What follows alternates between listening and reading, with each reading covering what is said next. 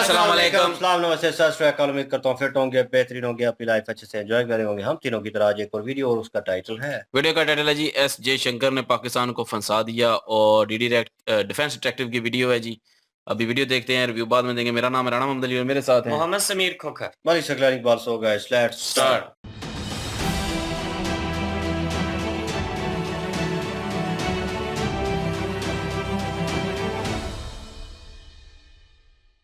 इस वीडियो में बताई गई सारी जानकारी पब्लिक प्लेटफॉर्म पर उपलब्ध है। इसमें ऐसी कोई जानकारी नहीं दी गई है जिससे हमारे सुरक्षा बलों की गोपनीयता भंग होती है। डिफेंस डिटेक्टिव सेना का सम्मान करता है और उन्हीं जानकारियों के आधार पर काम करता है जो सार्वजनिक रूप से मौजूद हैं।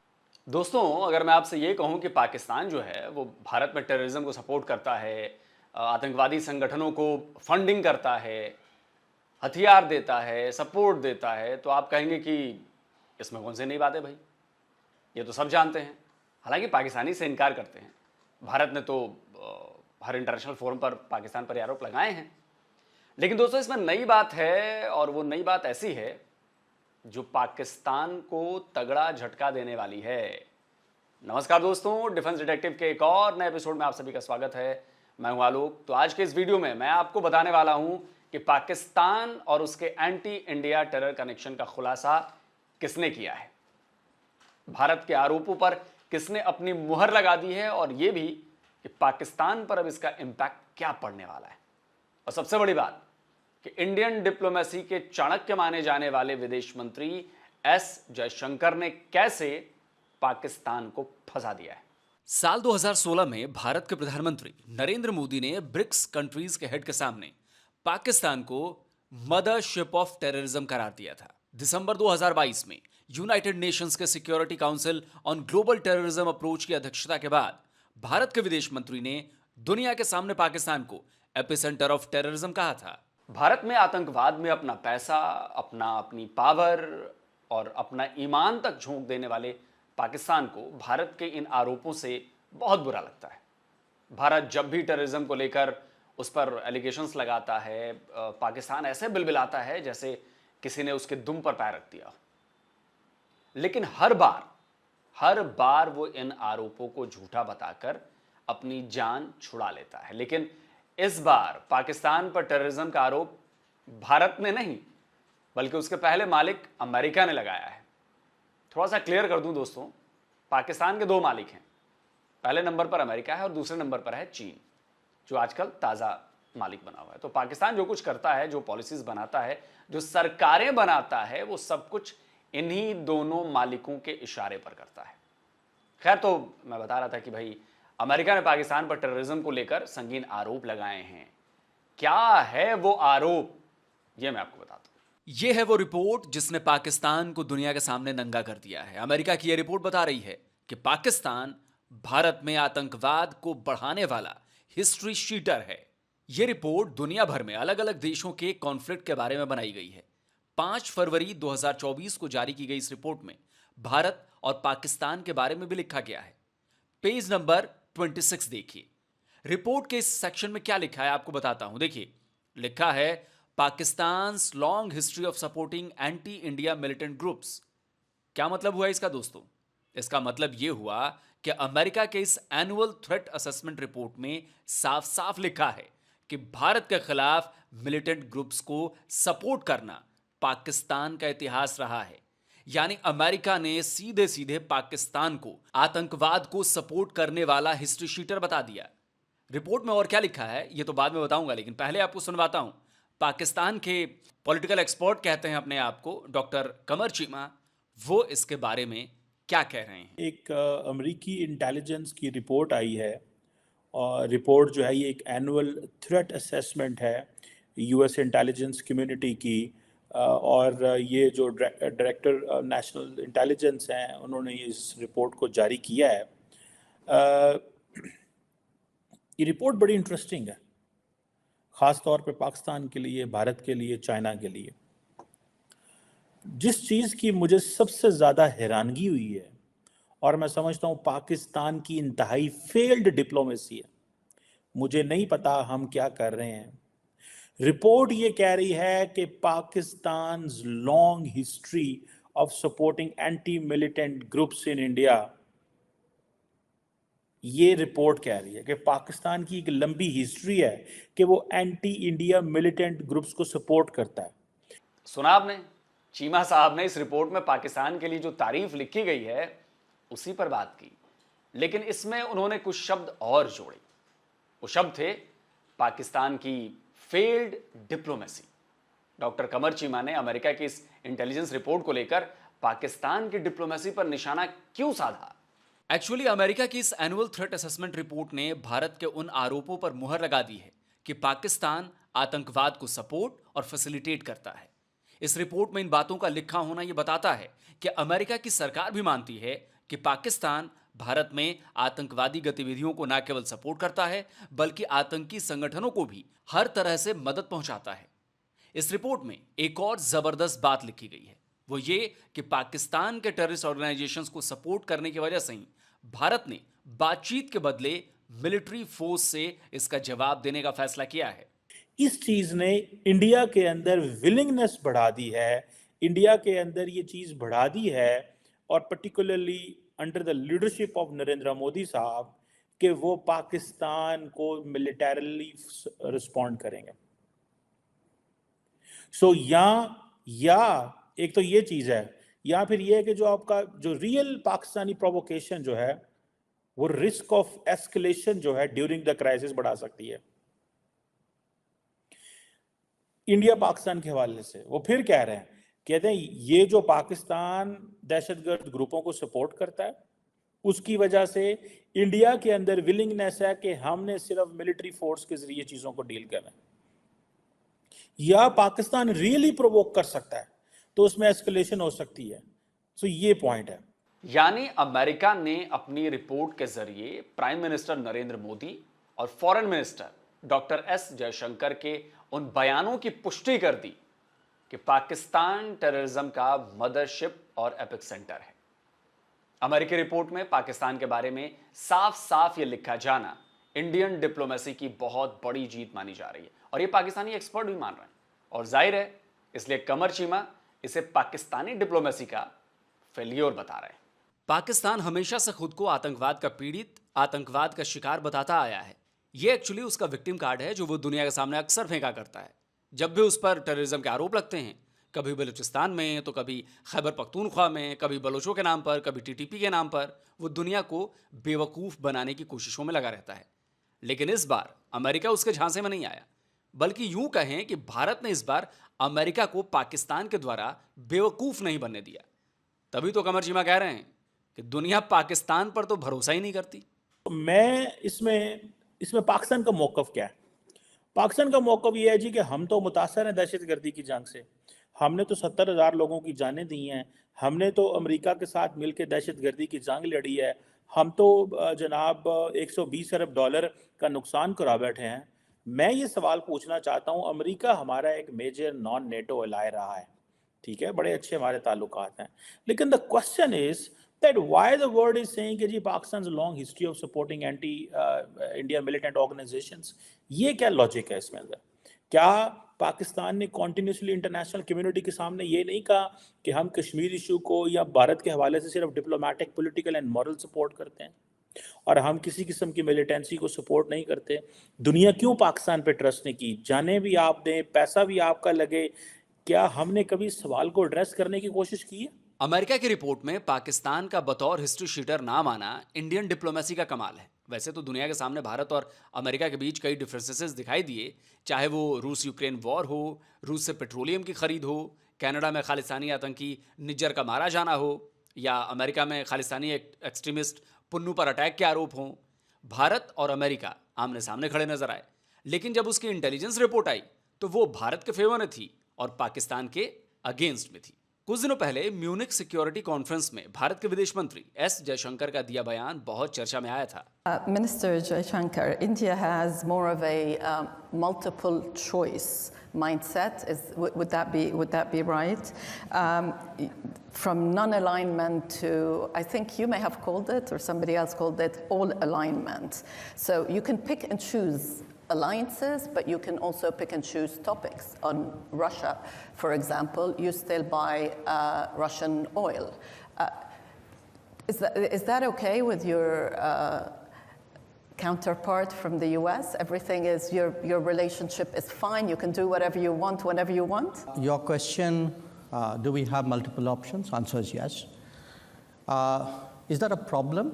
Why should it be a problem? If I'm smart enough to have multiple options, you should be admiring me. You shouldn't be criticizing. Now, is that a problem for other people? I don't think so. Jaishankar का यह बयान भारत की diplomacy की ताकत को दिखाता है। America के विदेश मंत्री के बगल में बैठकर अमेरिका और रूस के साथ एक साथ बेहतर रिलेशन को लेकर जयशंकर के इस बयान ने पूरी दुनिया को हिला दिया। इस स्टेटमेंट में भारत का कॉन्फिडेंस भी दिखाई देता है।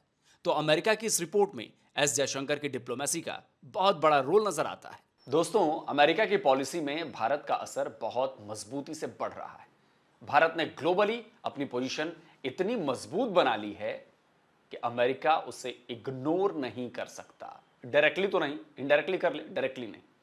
कई डिफरेंसेस के बाद भी अमेरिका भारत को साइडलाइन कर पाकिस्तान को अपनी गोदी में नहीं बिठा सकता।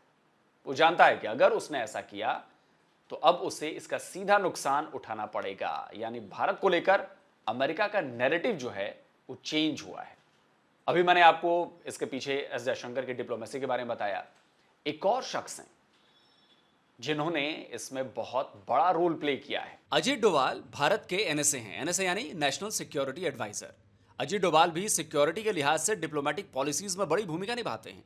भारत और अमेरिका के रिलेशनशिप के बीच डोभाल एक ब्रिज का काम करते हैं। डोभाल का अमेरिका पर कितना असर है यह आप अमेरिका के एम्बेसडर एरिक गारसेटी के उस बयान से समझ सकते हैं जिसमें उन्होंने डोभाल को इंटरनेशनल ट्रेजर बताया था। अब थोड़ा पाकिस्तान की डिप्लोमेसी पर भी बात कर लेते हैं। कुछ महीने पहले ही पाकिस्तान के आर्मी चीफ आसिम मुनीर 10 दिनों के अमेरिकी दौरे पर थे।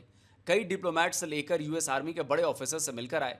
मीटिंग ऐसी की जैसे अमेरिका और पाकिस्तान के बीच न जाने कौन कौन सी डील हो गई। लेकिन हुआ क्या? हुआ यह कि जब अमेरिका ने अपनी इंटेलिजेंस रिपोर्ट पब्लिश की तो उसमें पाकिस्तान को टेररिज्म को सपोर्ट करने वाला हिस्ट्री शीटर बता दिया। दोस्तों, अमेरिका की इंटेलिजेंस रिपोर्ट में पाकिस्तान को आतंकी संगठनों का सपोर्टर बताए जाने का क्या असर होगा ये बताऊंगा, लेकिन उससे पहले आपको यह भी बता दूं कि यह भारत की डिप्लोमेसी की कोई पहली जीत नहीं है। अभी हाल ही में कतर में 8 पूर्व नौसैनिकों की सकुशल रिहाई इंडियन डिप्लोमेसी का डंका बजा रही है। यूक्रेन समेत कई युद्धग्रस्त देशों से सभी भारतीयों को सुरक्षित निकाल लिया जाना भी बहुत बड़ी उपलब्धि साबित हुआ है। और अगर हम टेररिज्म की बात करें तो उसमें भी बड़ी कामयाबी मिली है। पिछले साल यूनाइटेड नेशंस ने पाकिस्तान में रहने वाले आतंकवादी अब्दुल रहमान मक्की को ग्लोबल टेररिस्ट करार दिया था। यह भारत की बड़ी जीत थी। मक्की लश्कर तोयबा चीफ हाफिज सईद का रिश्तेदार है। जम्मू कश्मीर में हुए कई हमलों में मक्की का नाम आ चुका था। भारत बहुत दिनों से कोशिश में था कि मक्की को यूएन डेजिग्नेटेड टेररिस्ट घोषित करवाया जाए, लेकिन चीन हर बार इसमें अड़ंगा डालने की कोशिश करता था। लेकिन भारत की डिप्लोमेसी ने चीन को भी अकेला कर दिया और आखिरकार उसमें सरेंडर कर दिया। मक्की को ग्लोबल टेररिस्ट यूएन के द्वारा घोषित करवा ही दिया गया। तो आप समझिए कि भारत की डिप्लोमेसी की ताकत कितनी जबरदस्त है कि वो ग्लोबली चीन को भी पीछे हटने पर मजबूर कर रही है। अब आपको बताता हूं कि अमेरिका की इस रिपोर्ट का पाकिस्तान और पाकिस्तान के भविष्य पर क्या असर होने वाला है। पाकिस्तानी अखबार डॉन की हेडलाइन को देखिए। पाकिस्तान में एक दो नहीं बल्कि 139 ग्लोबल टेररिस्ट हैं और ये 2018 की रिपोर्ट है। यानी मक्की के ग्लोबल टेररिस्ट घोषित किए जाने के बाद ये नंबर 140 हो चुके हैं। तो अगर भारत ये कहता है कि पाकिस्तान आतंकवाद का एपिसेंटर है तो क्या गलत कहता है? ये तो सबूत है ना। यूएन डेजिग्नेटेड टेररिस्ट 140 हो गए। जैसे अमेरिका की रिपोर्ट में लिखा गया है कि भारत के खिलाफ मिलिटेंट ग्रुप्स को सपोर्ट करना पाकिस्तान की हिस्ट्री रही है, ठीक वैसे ही एफएटीएफ की ग्रे लिस्ट में जाना भी पाकिस्तान का इतिहास रहा है। और एफएटीएफ की ग्रे लिस्ट में पाकिस्तान क्यों जाता है? क्योंकि हवाला, टेररिज्म, आतंकवाद, इन सब की वजह से। तो 2008 में पाकिस्तान पहली बार एफएटीएफ की ग्रे लिस्ट में शामिल हुआ था। 2010 में वो इस लिस्ट से बाहर आ गया, लेकिन 2012 में उसकी इस लिस्ट में फिर एंट्री हो गई। 2015 में वो बाहर हुआ, लेकिन 2018 में वो तीसरी बार इसमें शामिल हो गया। इसके बाद वो लगातार इस लिस्ट में बना रहा। अक्टूबर 2022 में पाकिस्तान एफएटीएफ की ग्रे लिस्ट से बड़ी मुश्किल से बाहर आ पाया। देखिए, एफएटीएफ की ग्रे लिस्ट में आने का मतलब है कि ये प्रूव है कि पाकिस्तान आतंकी संगठनों को न केवल सपोर्ट कर रहा था बल्कि टेरर फंडिंग भी कर रहा था। इस वजह से पाकिस्तान पर कई तरह के फाइनेंशियल सैंक्शंस और रेस्ट्रिक्शंस लगाए गए थे। और अब यूएस इंटेलिजेंस की रिपोर्ट पाकिस्तान को एक बार फिर FATF की ग्रे लिस्ट की तरफ धकेल रही है। याद है ना आपको, मैं बड़े लंबे टाइम से कह रहा हूं कि पाकिस्तान एक बार फिर जा सकता है FATF की ग्रे लिस्ट में, और ये हो रहा है। देखिए धीरे धीरे, रातों रात नहीं होगा। दुनिया जानती है कि पाकिस्तान IMF के आगे कटोरा लेकर खड़ा है, IMF की अगली किस्त का इंतजार कर रहा है, लेकिन अमेरिका की यह रिपोर्ट उसके लिए बड़ा झटका साबित हो सकती है। यूएस इंटेलिजेंस की रिपोर्ट वर्ल्ड बैंक और IMF के अलावा दुनिया के तमाम ग्लोबल फोरम्स तक जाएगी, FATF तक भी। अब जब अमेरिका की रिपोर्ट बता रही है कि पाकिस्तान सालों से नहीं बल्कि दशकों से भारत में टेररिज्म को बढ़ावा दे रहा है, तो जाहिर है ना केवल पाकिस्तान का रेपुटेशन खराब होगा, मतलब और ज़्यादा खराब होगा, बल्कि उसे फंड मिलने में भी मुश्किल आ सकती है। और आने वाली और भी कई चीज़ें हैं, जैसे वर्ल्ड बैंक हो या एशियन बैंक हो, एशियन डेवलपमेंट बैंक हो, वहाँ से भी इन्हें मुश्किल मिल सकती है। पाकिस्तान की इकोनॉमिक क्राइसिस इस पॉइंट तक पहुंच चुकी है कि अगर उसमें हल्का सा भी झटका लगा तो ये पूरी तरह बिखर जाएगी। शहबाज शरीफ की नई सरकार अपनी इकोनॉमी को दुरुस्त करने के लिए जो कोशिशें कर रही है, वो सारी धरी की धरी रह जाएंगी। और अगर ऐसा हुआ दोस्तों, तो यकीन मानिए चीन भी पाकिस्तान को इस बार बचा नहीं पाएगा। इसलिए मैंने कहा था कि अमेरिका की यह रिपोर्ट पाकिस्तान के लिए बहुत बड़ा झटका साबित होने वाली है, या हो सकती है। तो दोस्तों, आज का ये वीडियो आपको कैसा लगा, अपना कमेंट देकर ज़रूर अपनी राय दें। और जिन लोगों ने अभी तक डिफेंस डिटेक्टिव को सब्सक्राइब नहीं किया है, भाई आपसे आग्रह है कि चैनल को सब्सक्राइब करिए और बेल आइकन ज़रूर दबाइए। अगर बेल आइकन आपने नहीं दबाया तो सब्सक्राइब करने का फ़ायदा नहीं है कोई। बेल आइकन प्रेस रहेगा, तभी हमारे द्वारा अपलोड किए गए हर वीडियो की जानकारी फ़ौरन आपको मिल जाएगी। तो जल्दी मिलता हूँ एक और नए वीडियो के साथ। नमस्कार, जय हिंद।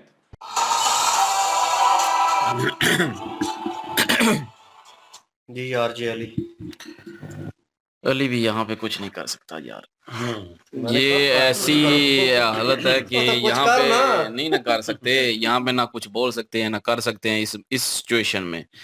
जाहिर है अभी अमेरिका ने जो है वो कह दिया है कि जो एंटी इंडियन जो एसेट हैं उनको जो है सपोर्ट कर रहा है पाकिस्तान। तो ये एक किस्म का सीधा सीधा जो है डायरेक्टली यही बात बिल्कुल ठीक है कि टेररिज्म को हम सपोर्ट कर रहे हैं, क्योंकि इंडिया कह रहा है कि पाकिस्तान टेररिज्म कर रहा है इधर मिलिटेंट के थ्रू। तो जो है वो उसने कह दिया कि उस मिलिटेंट को जो है वो पाकिस्तान सपोर्ट करता है।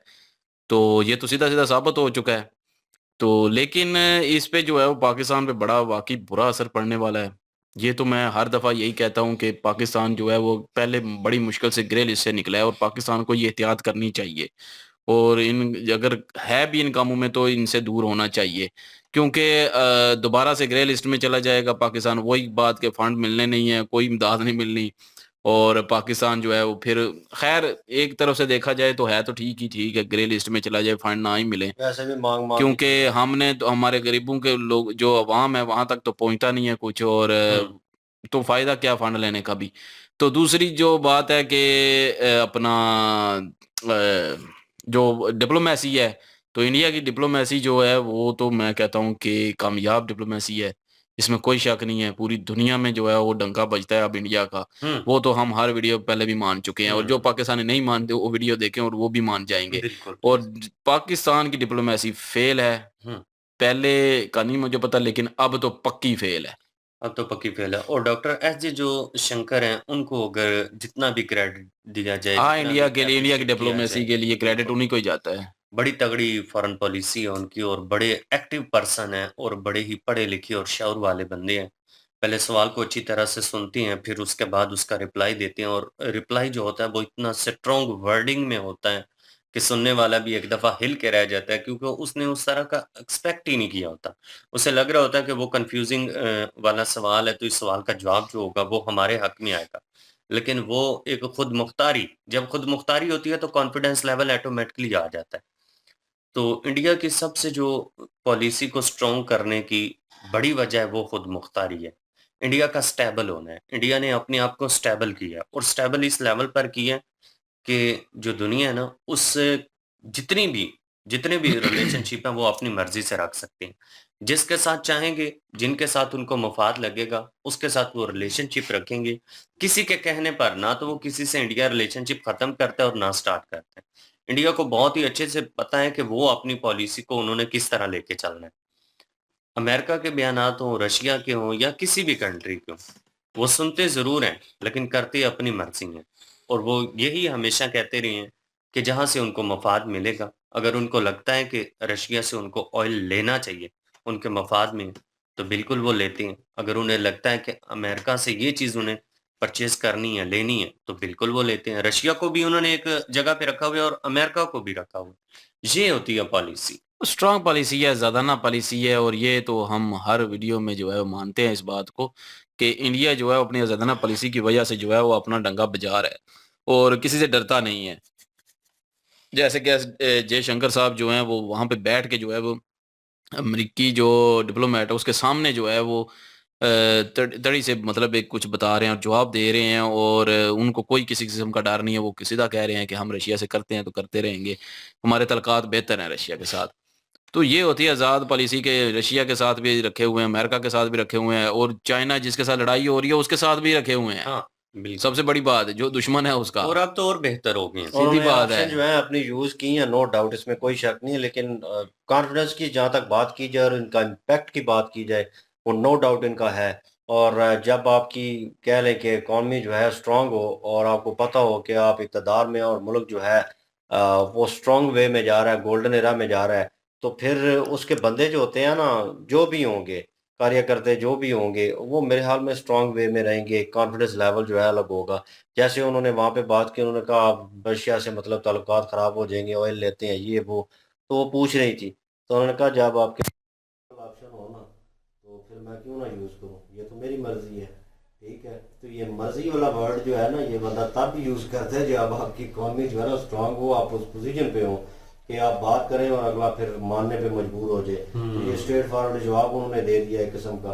तो उस जवाब पे पहले तो थोड़ी मुस्कुरा रहे थे उस सवाल को कि सवाल तो मुश्किल नहीं है, उन्होंने कहा नहीं है, पहले ही सवाल का सवाल का जवाब जो है पहले मैं दे देता हूँ। तो शॉर्ट वर्ड में उन्होंने जो है वो जवाब दे दिया। तो मेरे ख्याल में टू द पॉइंट जो है उन्होंने बात की। जहाँ तक बात रही टेररिज्म की, तो मैं तो कब से चीख रहा हूँ, जब भी कोई वीडियो आती है तो यही कहता हूँ कि यार इन चीज़ों को ख़त्म करें, खुदारा ख़त्म करें। जो एक किस्म एक चीज़ हो सकती है ना, एक पॉइंट जो है पाकिस्तान को थोड़ा बहुत अपने आप को अच्छा दर्शा सकता है, तो वो तो कर लेना इस टेररिज्म को ख़त्म करके। तो मे भी हो सकता है इससे बहुत सारे मसले जो हैं वो हल हो जाएं। और एक जो मोहर लगी हुई है, स्टैंप लगी हुई है टेररिज्म की, कि हमें जब भी यहाँ पे देखा जाता है पाकिस्तानी टेररिस्ट साथ ही आ जाता है, ठीक है। और टेररिज्म क्यों, वो दाढ़ी हमने रखी होती है और मूछें जो है वो छोटी की होंगी, तो वो तो रिलीजन के वे से हैं, लेकिन यह है कि उनको वो एक ही तराजू में रख के सबको तोलते हैं, ठीक है। तो इमेज बन चुका है, इमेज जो है ना वो इम्पैक्ट पड़ गया, तो मोर वो लग गई है। तो उस मोर को अगर खत्म करना है तो कब से आपको अपना, ये मोर उसी वक्त खत्म हो सकती है जब ये सारे जो ये काम करने वाले लोग हैं ना, इनको खत्म करें।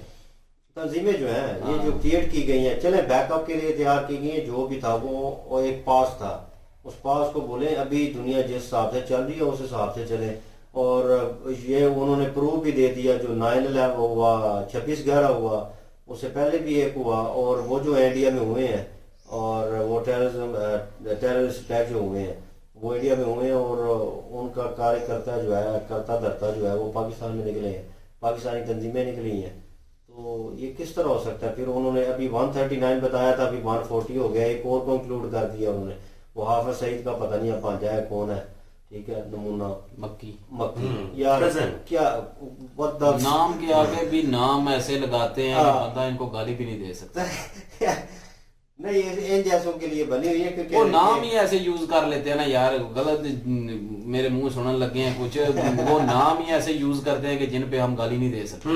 वो उस इंसान को गाली दे रहे हैं ना, इंसान को तो दे ना। वैसे मैं बात कर रहा हूँ जैसे उन्होंने मक्की नाम रख लिया अब, आई नो दैट वो रिलीजियस वे से है, नो डाउट, लेकिन ये है कि वो शक्ल से ही पता चलता है। मुझे ये नहीं समझ आती मक्की किधर से है, मक्का में कहाँ से है, पाकिस्तान से है। ये यकीन माने बहुत सारे, मैं कहूँ अगर यहाँ पे बोलूंगा ना, सच बोलूंगा, तो बहुत सारे जो सनातनी धर्म के लोग हैं ना, वो इस चीज को थोड़ा क्रिटिसाइज करेंगे और उसके ऊपर वो हो सकता है को बात करें।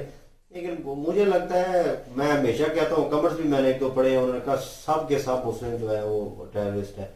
मैं कहीं ना कहीं उसकी बात से डिसएग्री नहीं करता, ठीक है।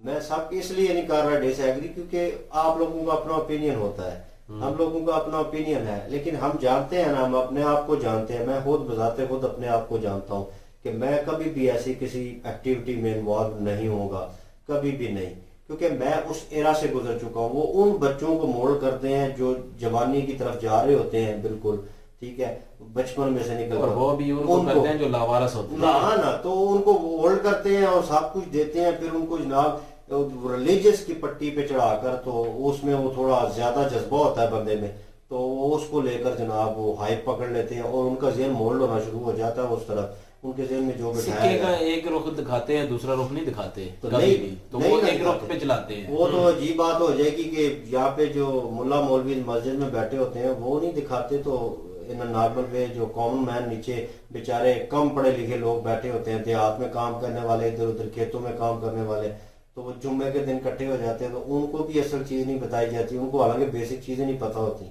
तो ये वो पहलू होता है बेसिक जो चीजें दिखाना। उनको कैसे पता हो जब वो कहानियां सुन के खुश होते हैं।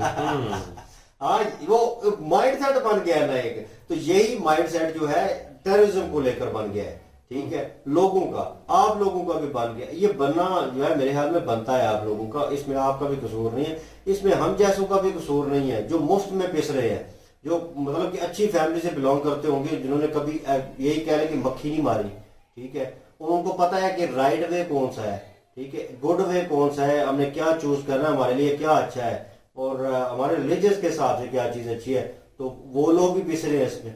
जब मुस्लिम का नाम कहीं पे आता है, क्रिटिसाइज करता है, एक दूसरे से गाली निकालता है, तो लगता है हमें ही पड़ी है यार, क्योंकि हम भी उसी कम्युनिटी से, हम भी उसी रिलीजियस से हैं, तो कहीं ना कहीं वो बेइज्जती महसूस होती है। पर ये पाकिस्तानी जो है वो हुकूमत को सोचना चाहिए यार, ये ये काम सोच अच्छा नहीं है, क्योंकि पाकिस्तान अगर ग्रे लिस्ट में चला जाता है तो पाकिस्तान जो है वो बहुत पीछे चला जाएगा, और वैसे ही पीछे जा रहा है, और वैसे ही खूब कत्ते लग रहा है, तो और ज्यादा लग लोग जाएगा। सर की बात सुन तो के ये हंसी चीज आ रही जो है ना वो पाकिस्तानी हुकूमत को सोचनी चाहिए, और जो हमारे करता रहता है उनको भी सोचनी चाहिए कि मुल्क को बचाएं। करता रहता और है। ये चीजें अगर कोई हैं भी हैं तो उनको जो है वो इस चीज से निकालें, और मुल्क को जो है वो तरक्की की राह पे लेके जाएं, मुल्क में जो है वो तालीम दें, मुल्क में एजुकेशन का सिस्टम ठीक करें, तो बेहतर हो जाएगा मुल्क।